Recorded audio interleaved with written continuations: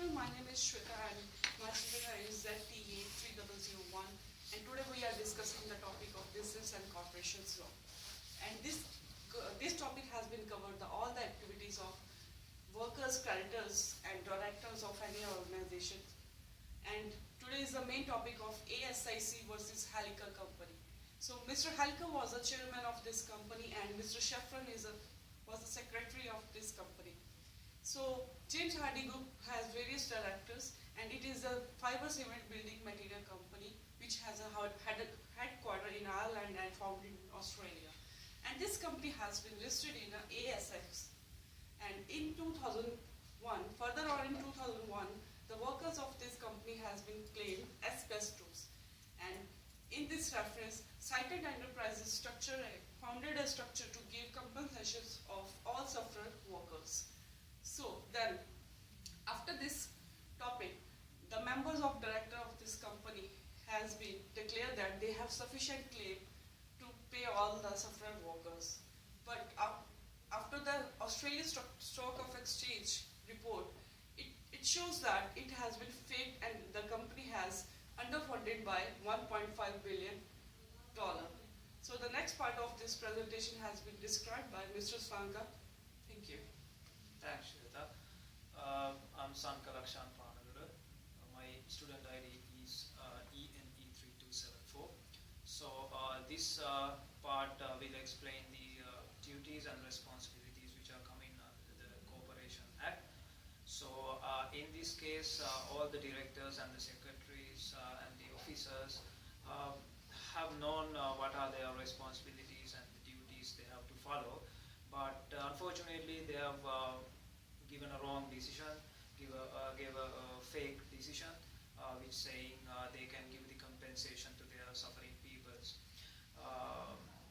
So in Corporation Act, it's clearly mentioned three sections which covers the duties and responsibilities that are statutory duties and the due care and due diligence and the fiduciary duties likewise.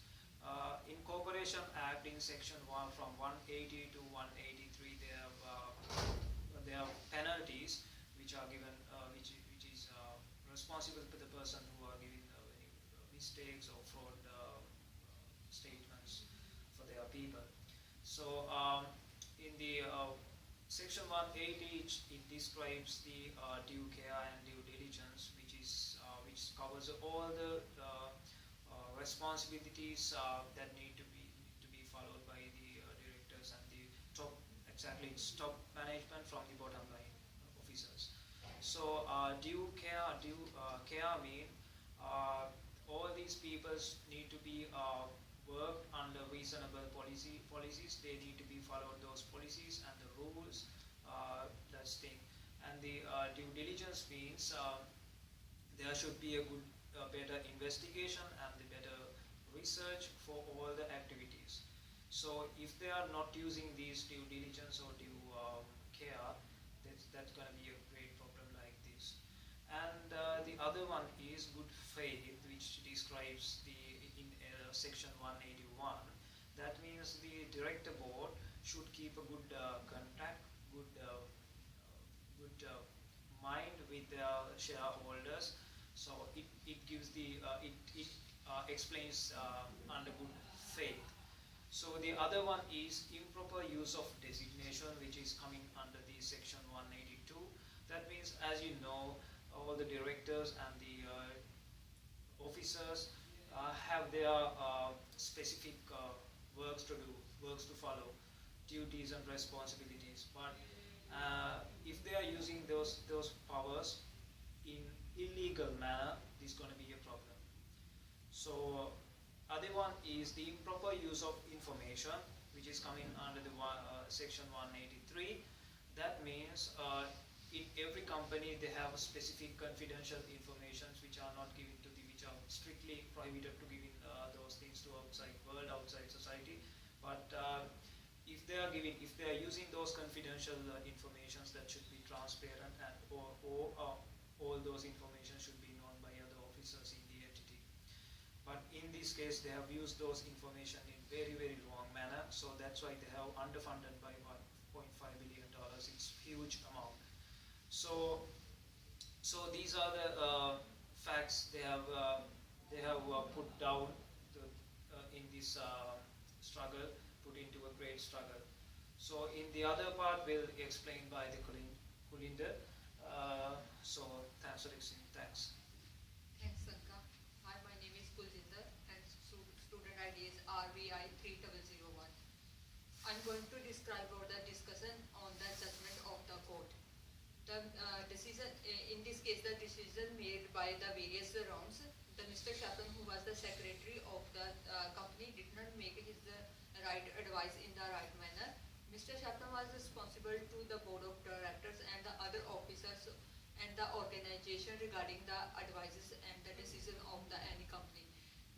Mr. Shapran reaches his duty of care, and because he is regarding his responsibility as a secretary, and the director of the director and the other officers who involved in any decision making are fully responsible for their all activity, but Mr. Shapran was not fully responsible for their activities. So it is fully proved in the court, and its decision regarding the breach of the duty was right in the case of James Hardy.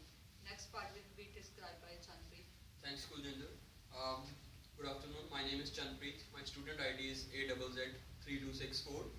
So this is the conclusion part. We'll be concluding the case of ASIC versus the Helicar.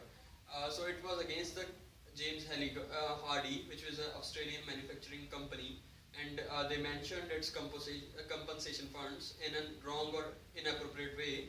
There was breach of duty on various parts of various boards of directors and the officers, where Mr. Shapran, the secretary, was responsible that he didn't made correct advice, and the directors and other officers who were involved in the decision making were also responsible for all the activities.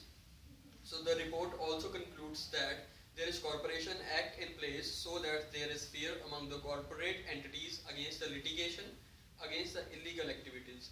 So there, the breach of duty may lead to certain penalties, and severe occurrence may lead to certain penalties under clause 184 of the Corporation Act. And according to this act, the directors and the officers are bound to act with sincerity, and there should not be any belief or purpose of misbehaviorness that shows desire of making any fraud. So the case was against the Helicar company, and the decision was given against them. So this concludes our presentation. Thank you.